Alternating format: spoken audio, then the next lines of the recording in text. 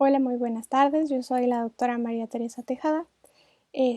Soy neumóloga pediatra. El día de hoy vamos a continuar con nuestras pequeñas pláticas que hemos estado preparando para ustedes respecto a los principales padecimientos que pueden tener nuestros pequeños. En esta ocasión vamos a hablar acerca de aquellos síntomas en los que nos pueden hacer sospechar de que nuestro pequeñito pueda tener asma.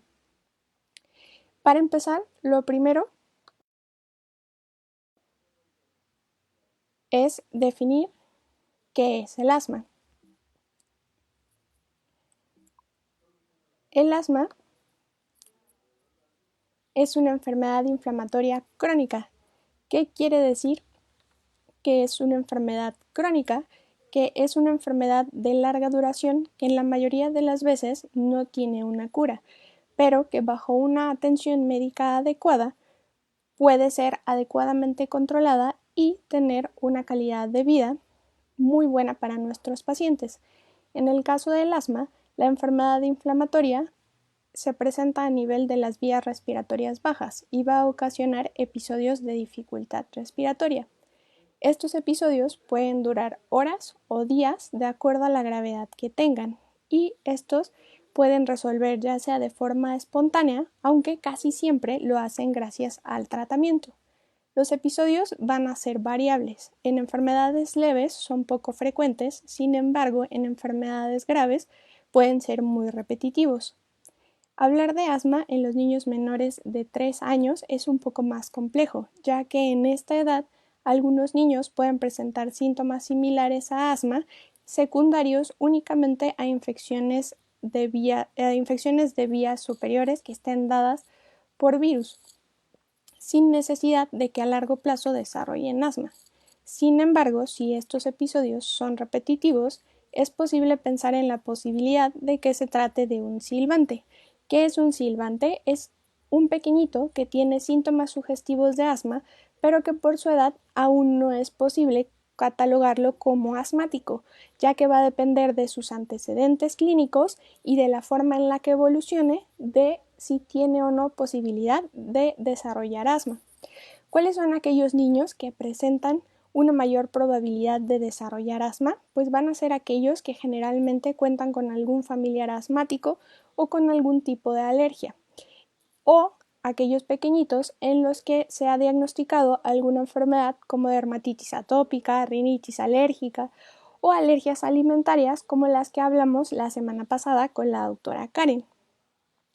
Es muy importante saber que el asma es la enfermedad crónica más frecuente de la infancia. ¿Por qué es tan importante diagnosticar el asma? Pues porque el asma va a reducir la calidad de vida de nuestros pequeñitos. En el caso de los niños asmáticos, cuando no se encuentran controlados, estos van a tener 3 veces mayor probabilidad de ausentarse de la escuela y por lo tanto tener un menor desarrollo académico, así como el asma mal controlado puede hacer que limiten ciertas actividades de su vida diaria, como lo son las actividades físicas. ¿Qué tan frecuente es que se presente el asma en la población pediátrica? A nivel mundial se describe una prevalencia de entre el 8 al 24% y en nuestro país es un poco más baja, del 8 al 12%. ¿Qué quiere decir esto? Que si tuviéramos en este momento 100 niños, 8 a 12 de estos pequeñitos tendrían el diagnóstico de asma. Normalmente el inicio de los síntomas de asma se da en los primeros años de vida y aproximadamente a los 5 años, 80% de los pequeños ya cuentan con alguna sintomatología. Es decir, de esos 8 a 12 pequeñitos que teníamos, 9 de ellos a los 5 años ya presentarían algún síntoma sugestivo de asma. Durante la infancia, el asma va a predominar en el sexo masculino, sin embargo, al llegar a la edad adulta, este va a cambiar al sexo femenino, siendo más frecuente. ¿Cuáles son las causas del asma? Pues actualmente no existe una sola causa para poder presentar asma. Se sabe que esta es una combinación de factores genéticos combinados con factores ambientales. Respecto a la parte genética, sabemos actualmente que si el papá la mamá o ambos padecen asma, la probabilidad de que sus hijos presenten asma es mucho mayor. Además de la genética, es muy importante la intervención que tienen los factores ambientales, ya que estos van a actuar en estas personas genéticamente predispuestas y van a contribuir a su desarrollo. Es importante entender cómo se produce el asma. Para poder entenderlo, lo que pasa en estos pacientes, lo que debemos saber es que la vía aérea se va a dividir en una porción superior y en una porción inferior. Explicado de una manera más simple, los pulmones, que son los que se encuentran dentro del pecho, van a corresponder a la vía aérea inferior. Y estos, para poder distribuir el aire dentro de los pulmones, cuentan con unos tubitos, que podríamos considerarlos como unas tuberías, que se llaman bronquios. Estos van a estar rodeados de músculos y en su interior van a estar recubiertos por una capa de tejido, a la cual se le conoce como mucosa. En la primera imagen podemos observar un bronquio normal. Sin embargo, en las personas que tienen asma, estos van a presentar una inflamación de estos bronquios y como podemos observar en la figura del medio, esta inflamación va a reducir la luz en su interior y esto va a permitir un menor paso de aire.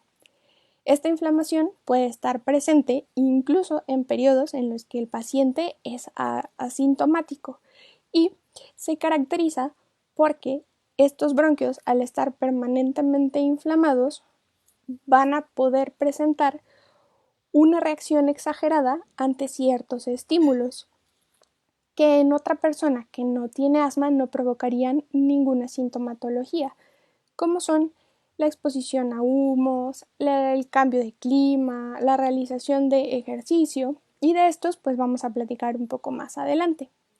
La última imagen es qué es lo que le pasa al bronquio al tener una crisis asmática. Durante estas crisis, esta inflamación que ya previamente se encontraba se hace más intensa secundario a la exposición a alguno de estos factores que ya habíamos mencionado un poco. El bronquio va a aumentar su grosor, como podemos ver un poco en la parte interior, incrementa la secreción de moco y los músculos que rodean su pared se van a contraer y esto va a disminuir todavía más la luz, teniendo una dificultad para que haya una adecuada entrada de aire, pero sobre todo para la salida de este aire, lo que va a ocasionar silbidos en el pecho y síntomas de dificultad para respirar. Existen diferentes tipos de asma. Más que existir diferentes tipos de asma, es muy posible que aunque varias personas padezcan asma, no en todas se comporte de la misma forma. Incluso en una misma persona, a lo largo de su vida, la gravedad de la enfermedad puede ser distinta. Algunos van a mejorar, otros van a persistir con síntomas. Los desencadenantes pueden ser diferentes en cada uno de ellos. Algunos niños pueden ser más reactivos a los cambios de clima, algunos niños van a ser más reactivos al ejercicio y en otros casos puede que ninguno de estos sea algún desencadenante para las crisis. Lo más importante es determinar las características individuales de cada uno de nuestros pequeñitos para darles el mejor tratamiento posible. Una pregunta muy importante es si es lo mismo asma que alergia. La respuesta es no. Existen personas que tienen alergias sin que desarrollen asma y también existen otras personas que son asmáticas sin que padezcan de alguna alergia. Sin embargo, en la edad pediátrica es muy frecuente que se asocien ambos padecimientos. Hay que recordar, como ya se platicó en la clase pasada, que la alergia es una reacción del organismo frente a sustancias externas, que son conocidas como alérgenos. Estos alérgenos son los agentes que pueden desencadenar alguna crisis, de los cuales vamos a hablar en la siguiente diapositiva. Los principales alérgenos que tenemos en la población pediátrica son las infecciones respiratorias. Estos van a causar la mayor parte de las exacerbaciones, siendo principalmente los agentes virales las causas predominantes en el 85%. Otros de los principales alérgenos son los ácaros de polvo. Estos los podemos encontrar en el polvo de los libreros, las alfombras, los colchones, el polen que se secreta de los árboles o de las plantas, la caspa de algunos animales, el animal principalmente relacionado con las crisis asmáticas son los gatos, la humedad que se presenta en sótanos, en casas que tienen poca ventilación, en paredes, en techos, en jardines o en ciertas plantas. Algunos niños también presentan como desencadenante el ejercicio, sobre todo si este se realiza en climas fríos y secos. Los cambios en el ambiente, como ambientes fríos, húmedos o con mucho viento, también pueden ser desencadenantes de crisis y pues algo que no podemos evitar en esta ciudad son los contaminantes ambientales producidos por la combustión de los vehículos, de calefactores, de fábricas, de químicos irritantes como son pinturas, productos de limpieza e incluso de los perfumes. Algo que es muy importante también mencionar es que medicamentos, alergias a algunos animales e incluso alergias alimentarias también pueden participar como alérgenos. ¿Con qué enfermedades sería frecuente que se asocie el asma? Pues como ya lo habíamos dicho previamente, con aquellas que tienen que ver con alergia, como son la rinitis alérgica, la conjuntivitis alérgica, la dermatitis atópica y la alergia alimentaria. En el caso de la rinitis alérgica, pues esta es quizá la enfermedad que más se relaciona con el asma, por lo que es muy importante identificarla y tratarlas ambas al mismo tiempo, porque lo que se ha visto es que la mejoría en una enfermedad, la mejoría en el tratamiento de la rinitis alérgica también va a influir en la mejoría en el tratamiento del asma. Es importante, en el caso de las alergias alimentarias, mencionar que en general los alimentos no van a ser un desencadenante como tal del asma. Sin embargo, en aquellos pacientes que son alérgicos a determinados alimentos, la ingesta de uno de estos puede traer como consecuencia una reacción grave que va a afectar a diversos órganos, entre ellos el aparato respiratorio, y esto puede dar lugar a síntomas similares al asma. En cuanto a lo que se refiere a nuestra plática, pues es identificar los principales síntomas que nos harían pensar que nuestro pequeño es asmático. En este caso, serían las sibilancias. Este va a ser nuestro síntoma más característico. ¿Qué es una sibilancia? Pues es un sonido similar a un silbido que proviene del pecho al momento de respirar. Y lo que va a traducir es lo que ya vimos en nuestra imagen de los 3 bronquios. Va a traducir el paso del aire a través de una vía respiratoria obstruida. ¿Cómo lo vamos a detectar? Pues al momento de la exploración médica y ocasionalmente los papás pueden escucharlos a distancia cuando las crisis son muy graves. Otro de los síntomas importantes es la presencia de tos. Esta tos generalmente es persistente, en niños mayores suele ser seca, sin embargo, en niños más pequeños suele tender a ser húmeda. Va a ser un poco irritativa y molesta para el paciente, generalmente va a empeorar por la noche o a la primera hora de la mañana y puede desencadenarse después de realizar ejercicio, de realizar algún juego o incluso de tener algún tipo de emociones intensas como son la risa y el llanto. Otro de los síntomas es la presencia de datos de dificultad respiratoria. ¿A qué se refiere esto? A la dificultad para introducir y expulsar el aire de los pulmones, que genera una sensación de falta de aire o ahogo, y generalmente va a aparecer tras la exposición a algún desencadenante. En el siguiente video podemos observar cómo se observan tirajes intercostales en la parte inferior del pequeñito y incluso si ponemos un poco más de atención en el cuello podemos ver cómo se hunden las costillas. En esta imagen también podemos ver cómo se retrae el centro del pecho y si ponemos un poco de atención a la nariz vemos cómo se abren y cierran prominentemente las fosas nasales. Todos estos son datos de dificultad respiratoria, que generalmente son más marcados en lactantes que en niños de una edad un poco mayor.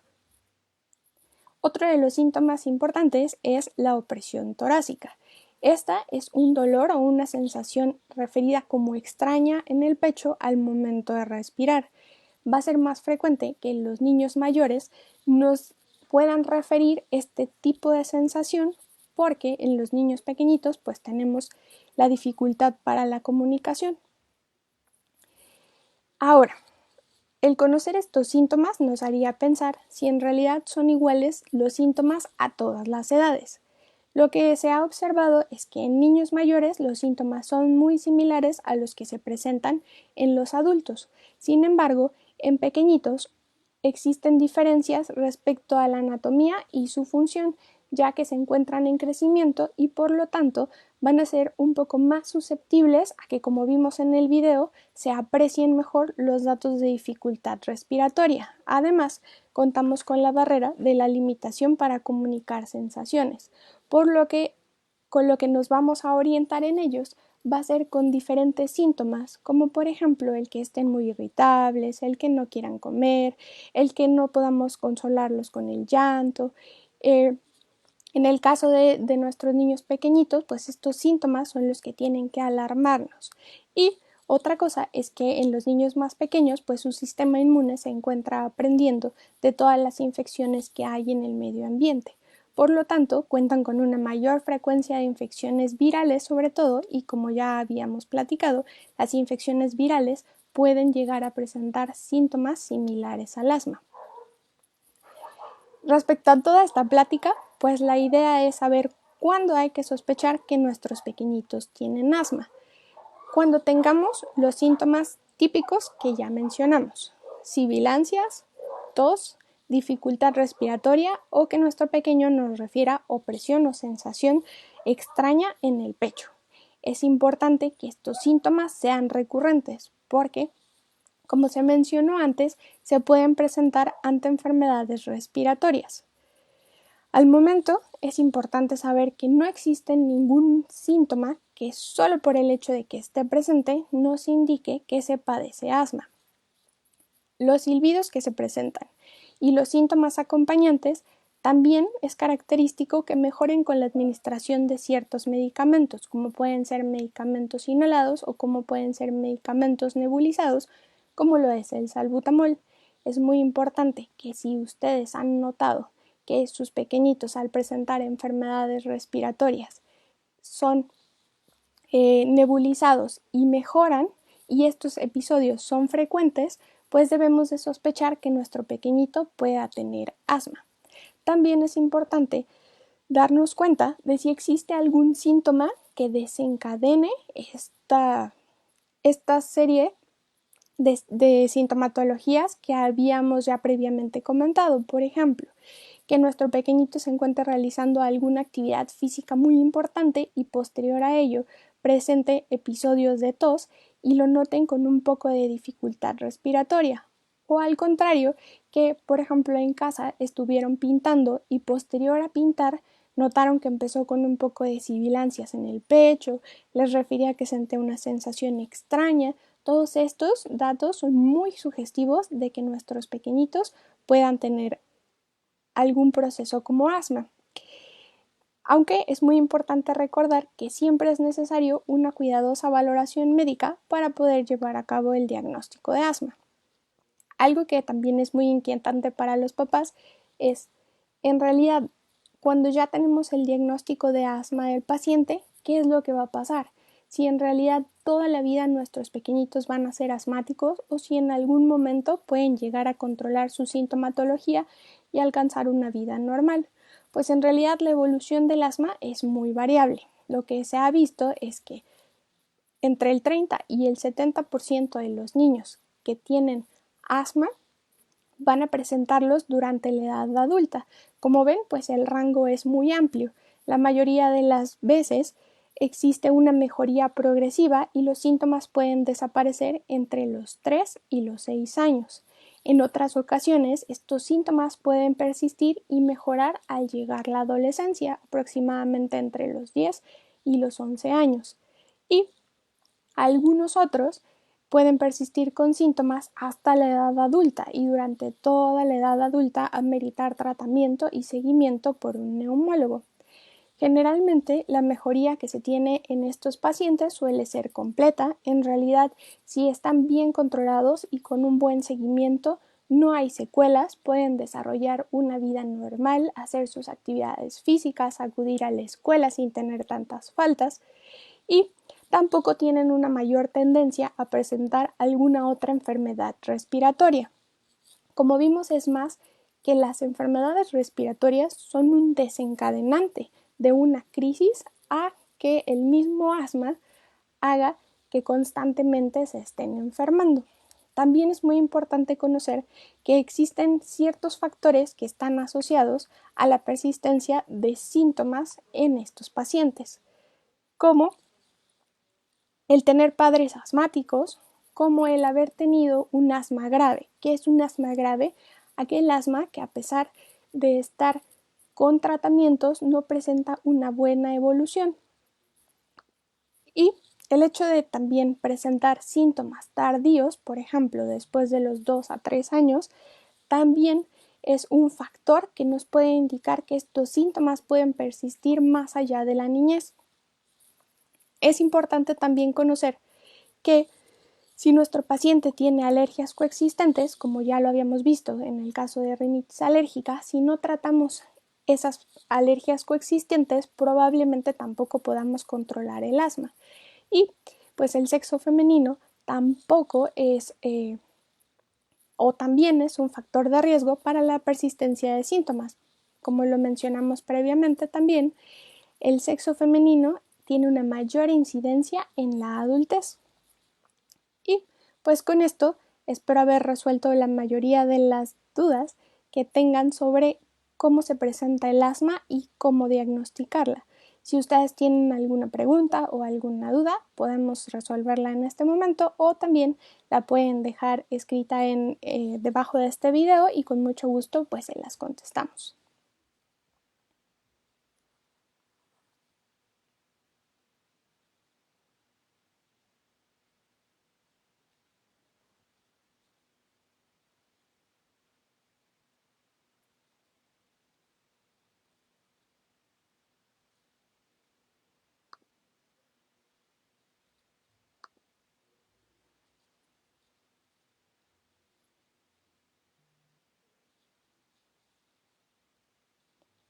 Muy bien, pues si no queda ninguna duda, doy por terminada esta plática, espero les haya sido de mucha utilidad. La verdad es que la mayoría de los pacientes que van a la consulta suelen tener estas preguntas que había planteado durante esta charla, pero les agradezco mucho su tiempo.